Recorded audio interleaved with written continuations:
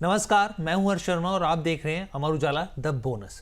Market अपने आप नहीं चलता, उसे चलाने के लिए मजबूत ट्रिगर की जरूरत होती है और समझदार निवेशक हमेशा अतीत से सीखकर भविष्य की तैयारी पहले से ही करते हैं। और इसमें आपकी मदद कौन करता है? Amar Ujala the bonus. अब बाजार में आगे क्या होने वाला है, कहाँ मौके हैं, कहाँ चुनौतियां हैं, तमाम संभावनाओं पर बात करने के लिए हमारे साथ market veteran Sunil Subramaniam sir जुड़ रहे हैं। सर बहुत बहुत स्वागत है, थैंक यू सो मच कि आपने अपना समय दिया।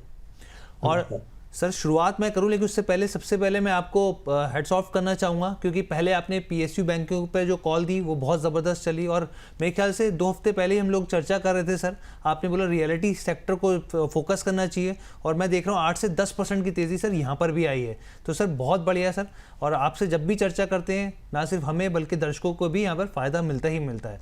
अब सर सबसे पहला मेरा सवाल आपसे ये सुनिए सर, क्योंकि तमाम जो घटनाक्रम था वो घूम रहा था ईरान, इजराइल और अमेरिका के युद्ध के बीच। अब कुछ बचा है सर या फिर खत्म, माने बस खत्म के कगार पर आ गए? आई थिंक आप देखें तो पिछले एक हफ्ते से करीबन आप समझें कि तेल का दाम करीबन 95 के लेवल पे आगे पीछे उधर ही चल रहा है। right? तो जितना भी आपने उधर tweet, fake tweets, response, ceasefire की फेलिंग जो भी देखी आपने, तेल उतना रिएक्ट नहीं कर रहा है। तो मेरे ख्याल में ऐसे माहौल में तेल एक अच्छा इंडिकेटर होता है कि क्या वो, क्योंकि जो तेल के दाम हम देखते हैं वो फ्यूचर्स का दाम है, स्टैंडर्ड प्राइस का नहीं है। तो एक फ्यूचर का प्रेडिक्शन या मार्केट की सोच आप कह सकते हैं। कौन सी मार्केट? क्रूड ऑयल की मार्केट, राइट। मगर उसके बेसिस के ऊपर ही स्टॉक मार्केट्स भी रिएक्ट करते हैं। तो अगर क्रूड मार्केट को रीड करें तो कुछ भी हो, क्योंकि खबरें, बुरी खबर तो बहुत थी, सीजफायर का फेलियर था, फिर जो कतार में गैस के जो डैमेज हुआ था उसको 3-4-5 साल लगेंगे वापस आने में, ये लगा था। और फिर खबर आई कि जो एम्बार्गो लग गया तो ब्लॉकेड, फिर वो रशिया और ईरान से हमें तेल खरीदने के लिए जो एक रिलीफ मिली थी वो भी हटा दिया जाएगा। तो कितनी भी तरह की खबरें आई फिर भी तेल वहां से हटा नहीं, वो पिछाने के लिए। तो ये इंडिकेट कर रहा है कि ओवरऑल मार्केट्स की सोच यही है कि अब वॉर खत्म होगा। शायद उसकी एग्जैक्ट टाइमिंग प्रेडिक्ट करना मुश्किल होगा, मगर वॉर खत्म होगा। तो मैं समझता हूं कि ज्यादातर अब लोग एक वॉर का द एंड देख रहे हैं। तो क्या होता है कि एक इम्पेशंस ओवर पेशेंस अभी आ गया है कि रिटेल निवेशक, तो आप देखें तो मार्केट में 3 तरह के पार्टिसिपेंट्स होते हैं, FIS, DIS और PL और HNI, ब्रॉडली आप देखें। तो मैं क्या देख रहा हूं कि जो ट्रेंड इस हफ्ते का ट्रेंड ही देखे तो FIS ने अपनी सेलिंग कम कराया है और धीरे धीरे थोड़ी बाई 300-400 करोड़ बहुत बड़ी, बहुत धीरे धीरे। मगर अगर आप सेपरेट करें बाइंग और सेलिंग का, तो बिगनिंग लास्ट वीक में देखे, अप्रैल फर्स्ट वीक में देखे तो 35% बायर्स थे, 65% सेलर्स थे बाय वैल्यू, और जो डिफरेंस था 30% वही नेट, आपको नेट नेगेटिव नंबर की शुरुआत से आई थी। अब इस हफ्ते की बात करें तो मैं देख रहा हूं कि करीबन 45-55 या इवन 48-52 कई दिनों, यानी सेलर और बाइंग ऑलमोस्ट इवनली मैच्ड है, इसलिए वो डिफरेंस कम हो गया। तो अलग अगर बाइंग का ही ट्रैक देखें, क्योंकि FIS में क्या होता है, एक FI सेल कर रहा होता है, दूसरी FI बाय कर रहा होता है। में ऐसी बात नहीं है। मैं आता हूं DS के ऊपर। तो जल्दी से मैं कहूंगा कि जो बायर की आंकड़े हैं वो धीरे धीरे बढ़ती जा रही है जी। अभी थर्सडे का आंकड़े देखे तो 400 करोड़ था, मगर उसमें 20,000 करोड़ की बाइंग और 20,000 करोड़ की सेलिंग। तो ये 10,000 12,000 था। तो बाइंग की इंक्रीज हो रही है मगर सेलिंग भी इंक्रीज हो रहा है, मगर एक बैलेंस पे चल रहा है। यानी FIS के मन में भी जो इंडियन मार्केट में करेक्शन हुआ है वो ठीक ठाक हो गया है, यानी फ्यूचर की बैड न्यूज को करीबन डिस्काउंट कर लिया। अब अनलेस कोई और बैड न्यूज आए वो ज्यादा, तो वो उनकी थिंकिंग है। और रिटेल की देखें, पिछले हफ्ते की अगर आप मार्केट की परफॉर्मेंस जो अच्छी रही थी, मगर मेरे खास करके मैं ड्रॉ करूंगा अटेंशन को एडवांस डिक्लाइन रेशियो के ऊपर। हर दिन देखे तो 1800 से 2000 स्टॉक्स ऊपर जा रहे हैं और अराउंड 1000 स्टॉक्स से नीचे गिर रहे हैं। तो ऐसी स्थिति में लग रहा है कि ब्रॉड बेस रिटेल का बाइंग हो रहा है जी।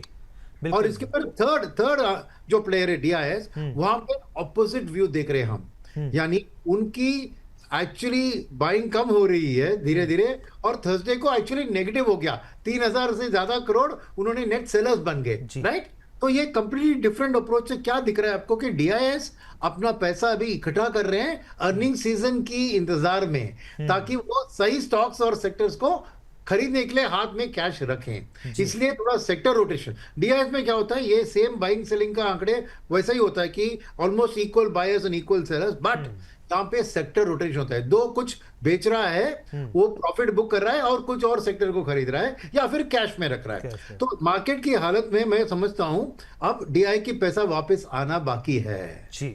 आने वाले, अब जैसे ही अर्निंग्स कहां पे आएगा ये कहना, अर्निंग्स के लिए इंतजार करना पड़ेगा। मगर रिटेल तो बिलीव कर रहा है कि मार्केट ओवर करेक्ट हो गया, एफआई बिलीव कर रहे हैं कि वर्स्ट इज बिहाइंड अस, और डीआईएस अब के लिए खरीदारी नहीं कर रहे हैं, फिर भी मार्केट बढ़ चुकी है।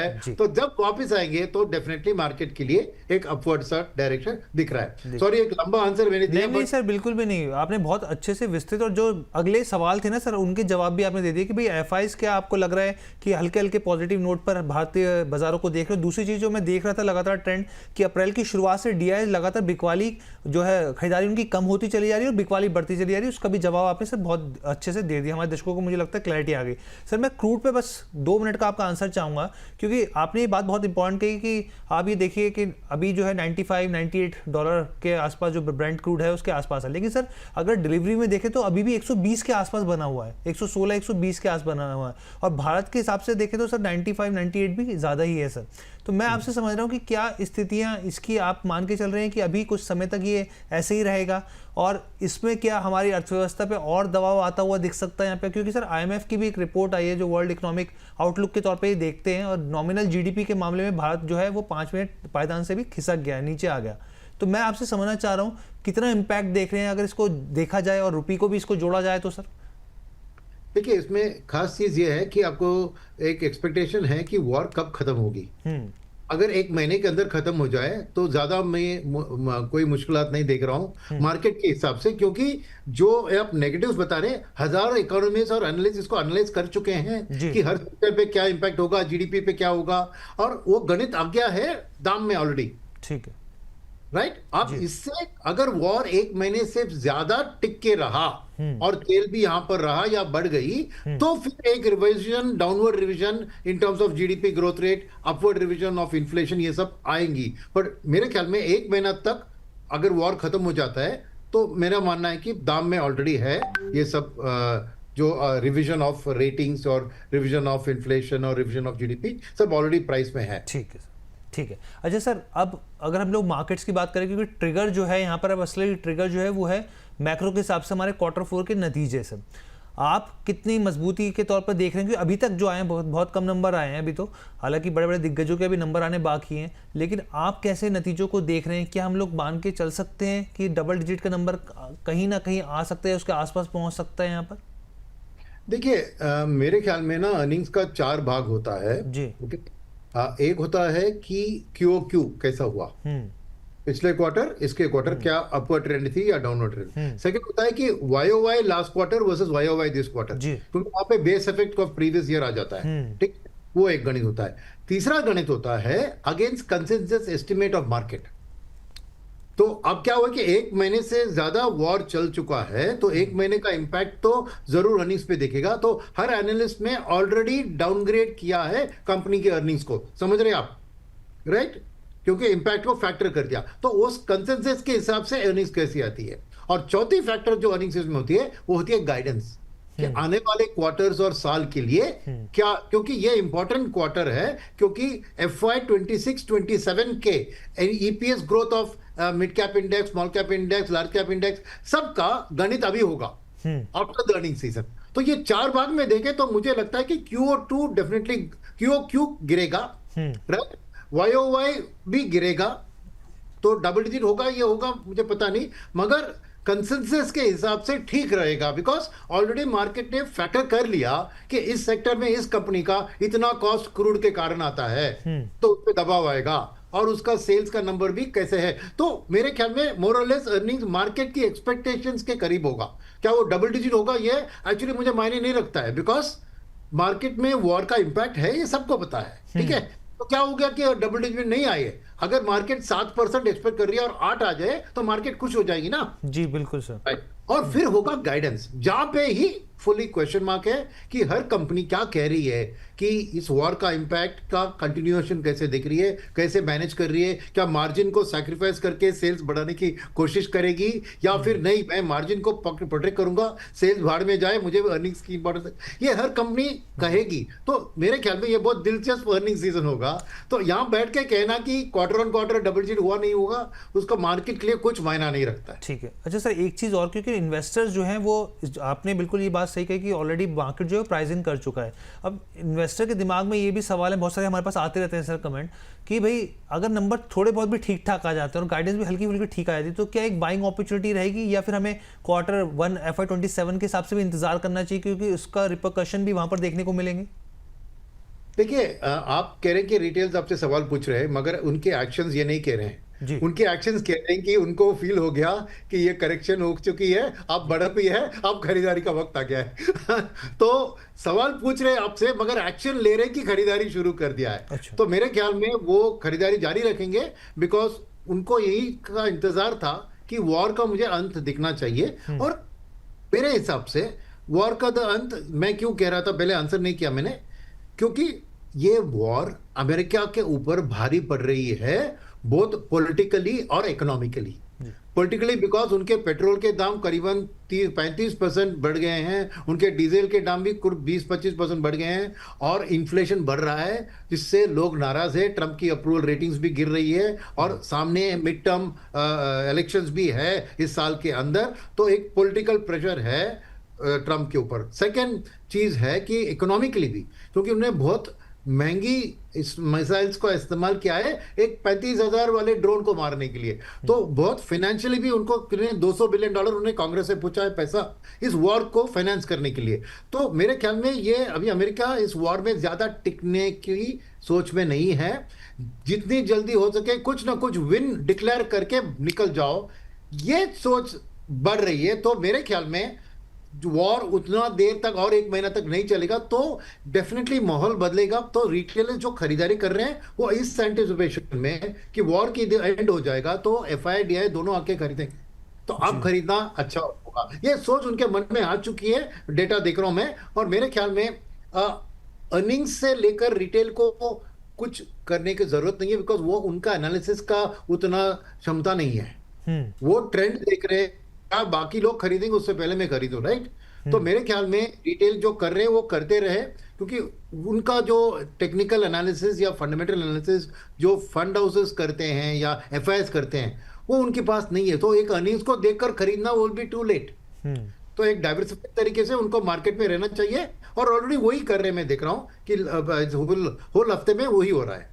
ठीक है सर, लेकिन सर एक चीज़ और मैं आपसे समझना चाह रहा हूँ, क्योंकि जिस तरीके से हमने देखा है FY26 में NSE ने करीब 35 लाख जो है यहाँ पर एक्टिव इन्वेस्टर को खोया है, और ऐसे में बहुत सारे जो इन्वेस्टर्स हैं वो इंतज़ार भी कर रहे थे। और पिछले कुछ समय में हमने देखा, चाहे मिड कैप हो या स्मॉल कैप हो, एक ब्रॉडर सेंस में तेज़ी है। आपने स्टार्टिंग में भी जिक्र किया कि भाई आप देखिए एडवांस और डिक्लाइन रेशो।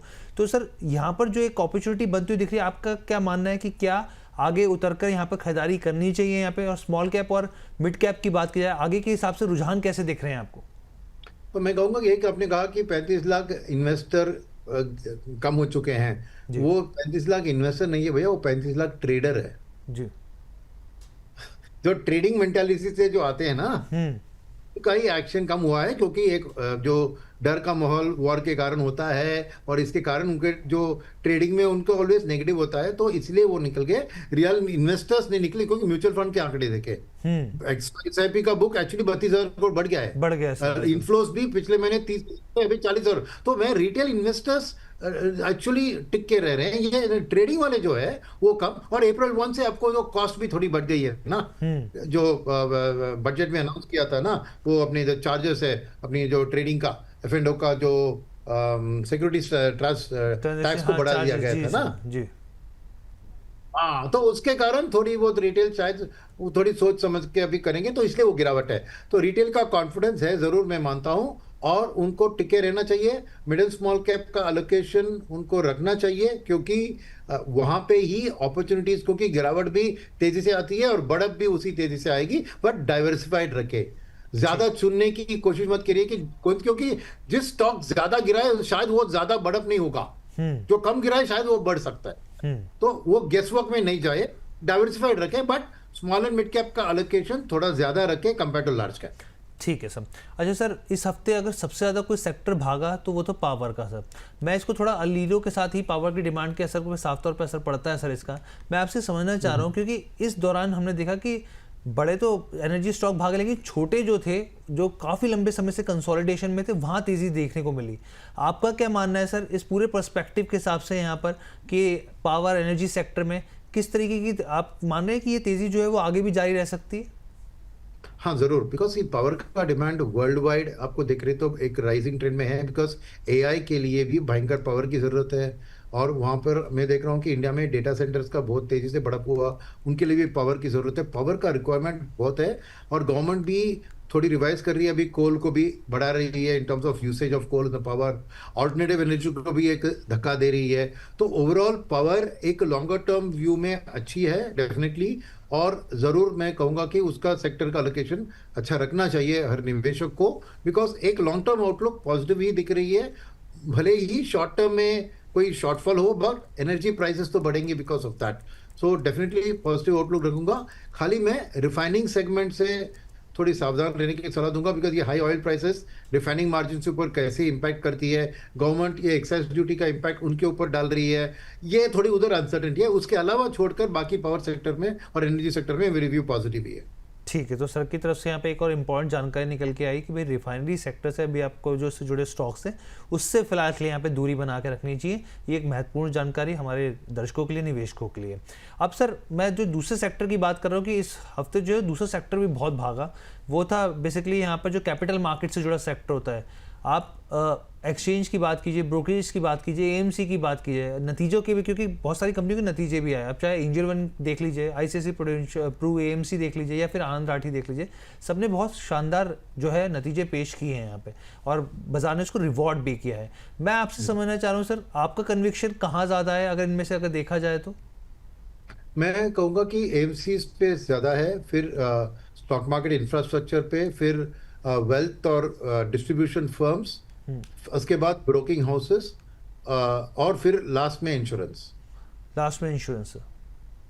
ठीक है सर, इंश्योरेंस इंश्योरेंस। में थोड़ी दबाव दिख रही है, जो कि नंबर्स में दिख रहा था, थोड़ी दबाव दिख रही है, तो थोड़ा क्लैरिटी के लिए इंतजार करें।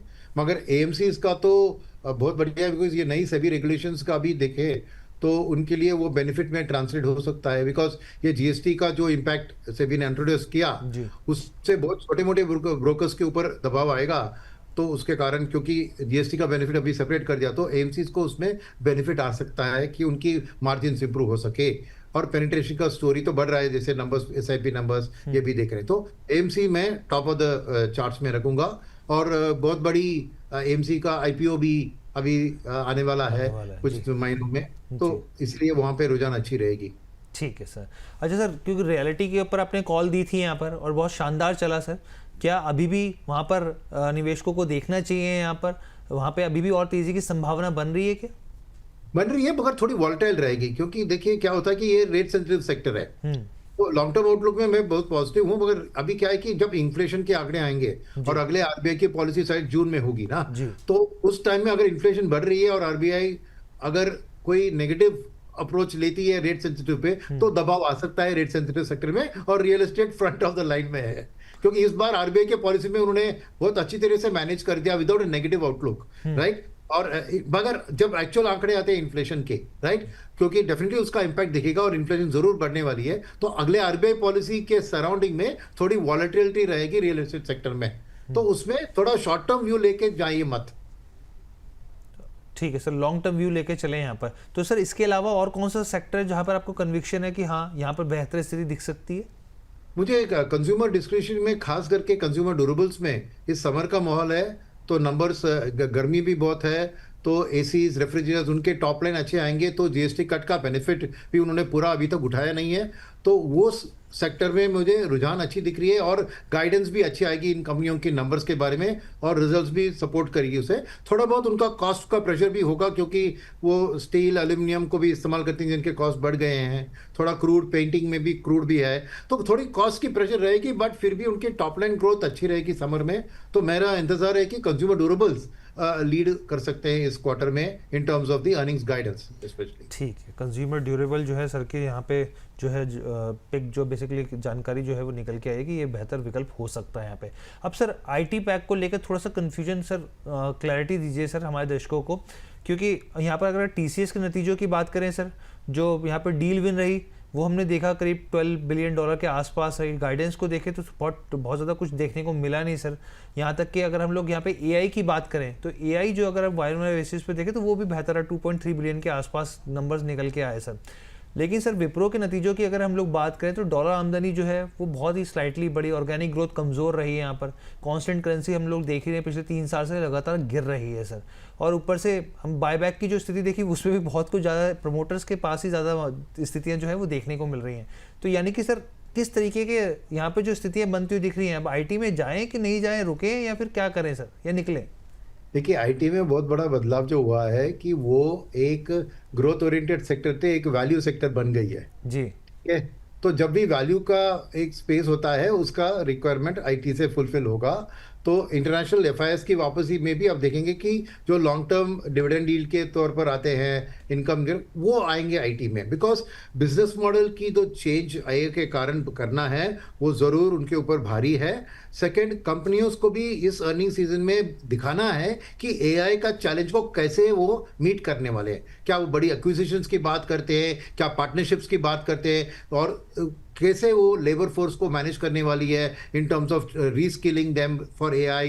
तो ये अगर कंपनी को अवॉइड करती है ना तो उसके ऊपर नेगेटिव माहौल जरूर बनेगा, बिकॉज ईगरली एफआईएस खास करके वेट कर रहे हैं कि कौन सी आईटी कंपनी इस एआई के मामले में आगे बढ़ने वाली है, बिकॉज सभी का बैड टाइम नहीं होगा। कुछ एआई में कंपनीज उसको अडॉप्ट करके आगे बढ़ेगी, पर कौन सी कंपनी ये कहना मुश्किल है, इसलिए हर कंपनी की अर्निंग्स को स्टडी करने की जरूरत है। सेकंड है कि जो करेक्शन ऑलरेडी हो चुका है इसलिए वो वैल्यू जोन में आ गई है। और सेकंड थर्ड चीज है कि देखिए क्या हुआ कि इस हफ्ते में भी देखे कुछ 2-3 दिन आईटी अच्छी चली, फिर एक दिन थोड़ी अच्छी नहीं चली, क्योंकि क्या है कि ये फॉरवर्ड करेंसी के ऊपर डिपेंड होता है। ठीक है, आरबीआई ने बहुत सारे शॉर्ट टर्म में मेजर्स लिए हैं करेंसी को कंट्रोल में रख के, और फ्राइडे को देखा आपने कि अराउंड 93 के नीचे 92, 90 वहां पे आ गई थी। तो करेंसी स्पॉट में बहुत स्ट्रेंथन हो रही है। मगर आप देखें तो फॉरवर्ड में एक्चुअली रुपी वीकन हो रही है। तो मोर देन 350 बेसिस पॉइंट्स का प्रीमियम है एक साल में, यानी रुपी एट 96.50 एक साल के बाद देख रहे हैं। तो क्योंकि ये आरबीआई का एक आर्टिफिशियल मेजर्स, बैंक को जो उनका नेट ओपन पोजीशन को कंट्रोल किया, फिर एनडीए मार्केट से उनको हटाया, फिर अभी गोल्ड और सिल्वर इंपोर्ट में भी कुछ दबाव डाल रहे हैं। तो एक शॉर्ट टर्म में आरबीआई रुपी को स्टेबल, कंट्रोल, लेस वॉलेटाइल रखने की कोशिश कर रही है, पर वो कब तक टिकेगी? बिकॉज अल्टीमेटली ये ऑयल का प्रेशर हमारे ट्रेड डेफिसिट और करंट अकाउंट में दिखेगा, और रुपी एक वीकनिंग ट्रेंड में जाएगी। तो आईटी के लिए एक टेलविंड है वो। तो इसीलिए जब भी वो आपको वो एक लॉन्ग टर्म में थोड़ी डिप्रेशन दिख रही है तो आईटी सेक्टर को सपोर्ट मिलेगा, बिकॉज फॉरेनर्स के लिए, एफआईएस के लिए ये नेचुरल हेज है। क्योंकि जब इंडिया में निवेश करते हैं और करेंसी वीकन होता है उनको नुकसान होता है, मगर आईटी कंपनियों की अर्निंग्स जो डॉलर में बढ़ती है तो एक ऑटोमेटिक नेचुरल हेज बन जाता है। तो आईटी के लिए डेफिनेटली एक पर्टिकुलर प्राइस पे बाइंग्स मिलेंगे, तो डाउनसाइड रिस्क ज्यादा नहीं है आईटी में। मगर अब वो ग्रोथ सेक्टर नहीं रहा, इसलिए बहुत ज्यादा छलांग भी आप एक्सपेक्ट मत कीजिए। तो एक सेफ्टी वैल्यू ओरिएंटेड जोन में आईटी अभी है, और उसी हिसाब से एक कस्टमर को भी अपने पोर्टफोलियो में रखना चाहिए, क्योंकि ये एआई का थ्रेट एक लॉन्ग टर्म थ्रेट है, मगर ओवरडन भी है कि as if IT companies existence में नहीं रहेंगे 5 साल के बाद, ऐसी सोच आ रही है इनकी वैल्यूएशंस में। तो मेरा मानना है कि 2-3 साल के लिए इनकी अर्निंग्स ठीक ठाक रहेगी, बट एआई को मैनेज करके, अब्जॉर्ब करके अपनी बिजनेस मॉडल को बदलने की जो भी कंपनीज करती है वहां पे एक ग्रोथ अपॉर्चुनिटी बन सकती है। मगर उसके लिए हमें अर्निंग सीजन जस्ट इस क्वार्टर का नहीं, कमिंग क्वार्टर्स में ट्रैक रखना पड़ेगा।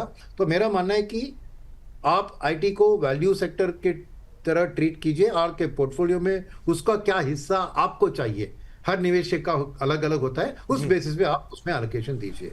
ठीक है सर, ये बहुत अच्छे से समझा दिया आपने आईटी को लेकर। अच्छा सर, मार्केट्स को लेकर मैं समझना चाहता कि जैसे बहुत सारी रिपोर्ट्स आ रही हैं, प्रिडिक्शंस किए जा रहे हैं कि भाई इस साल के आखिरी तक यहाँ पे जो है निफ्टी इस लेवल तक जाता हुआ देख सकते हो। सर आपका कोई प्रिडिक्शन है इस लिहाज से देखा जाए कि, क्योंकि स्थितियाँ जो धीरे धीरे हल्की हल्की पॉजिटिव हो रही है, हालांकि किसी को नहीं पता होता कि क्या होगा सर अगले पल, लेकिन फिर भी सर आपका अनुमान क्या कहता है? देखिए, इस लेवल से तो बढ़ना चाहिए, मगर क्या लाइफ टाइम हाई वापस दिसंबर के अंदर पहुंचेगा, हम्म। ये कहना मुश्किल है। बिकॉज 2000 पॉइंट की गैप है ना, जी। ठीक है, लाइफ टाइम हाई।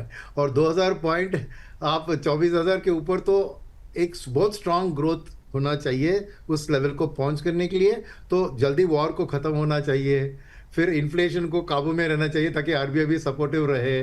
तो ये सब चीज बहुत अनसर्टेनिटीज है, इसलिए आज बैठकर एक लेवल कहना, साल के बिगनिंग में तो लेवल सबने 30,000 जी 29,000 दे दिया था।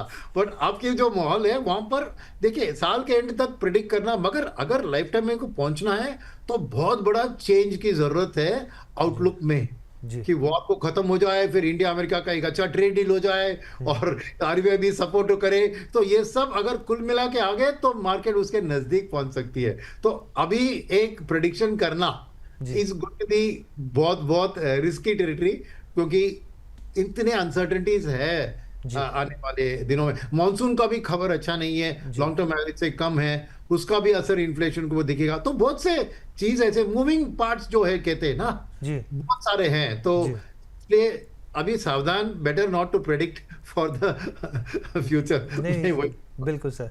और जब आपने बिल्कुल सही कहा सर, क्योंकि जो इसके लेवल्स है 26,373 देखने के लिए लेवल्स है, लेकिन बहुत दूर की कौड़ी दिखते हैं जिस तरह की स्थितियां हैं यहाँ पर। बिल्कुल सर। सर क्योंकि यहाँ पर आप बात करते हैं यहाँ पे कि तमाम तरह की अनसर्टेनिटीज़ के बारे में, क्योंकि जो पूरा युद्ध हुआ सर, इसका असर हमारी भारतीय खेती पर भी साफ तौर पर देखने को मिल रहा है। और हम लोग देख रहे हैं उत्तर भारत में गेहूं को लेकर जो है कई तरह की चुनौतियां बनी है। डीजल की कमी है सर, ट्रांसपोर्ट की दिक्कतें हम लोग देख रहे हैं, फर्टिलाइजर की कमी पर आप लगातार बात कर रहे हैं, हम लोग यहाँ पे दर्शकों को भी बता रहे हैं।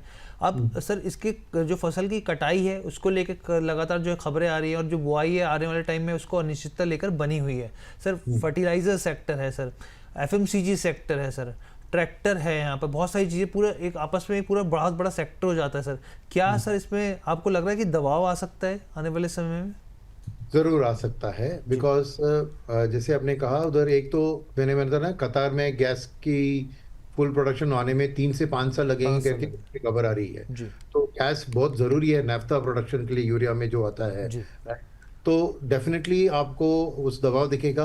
और अब क्या है कि एक पूरा दबाव फुल्ली दिखा नहीं, क्योंकि ये इलेक्शन का माहौल है। जी जैसे ये इलेक्शन खत्म होती है, मेरे ख्याल में पेट्रोल डीजल का रिटेल में थोड़ा तो दाम बढ़ने की एक डिसीजन गवर्नमेंट को लेना होगा, बिकॉज नहीं तो फिस्कल डेफिसिट पे बहुत दबाव आ जाएगी, नंबर 1।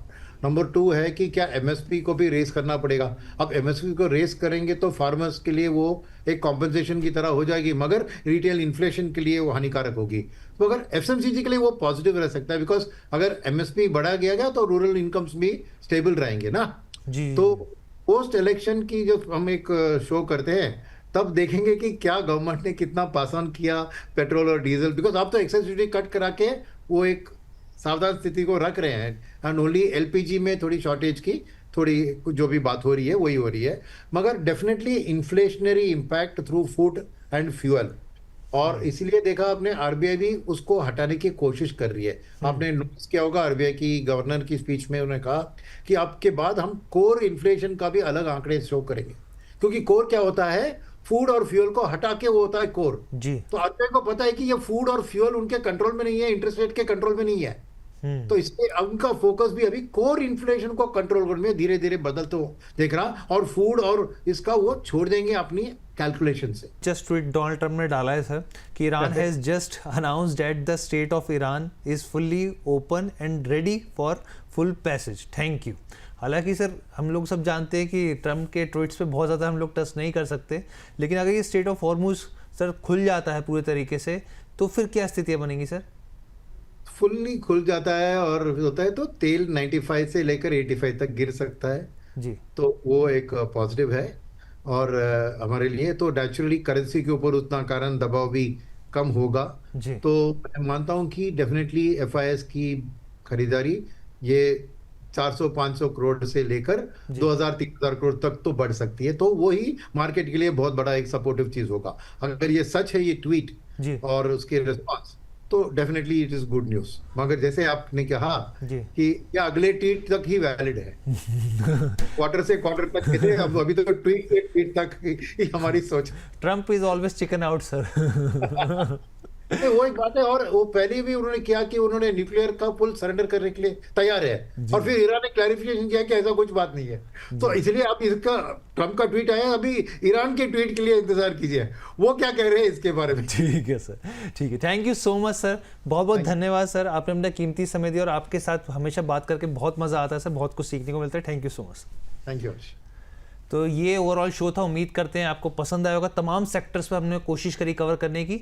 आप देखिए, अपने कमेंट भेजिए और मुझे इजाज़त दीजिए। धन्यवाद।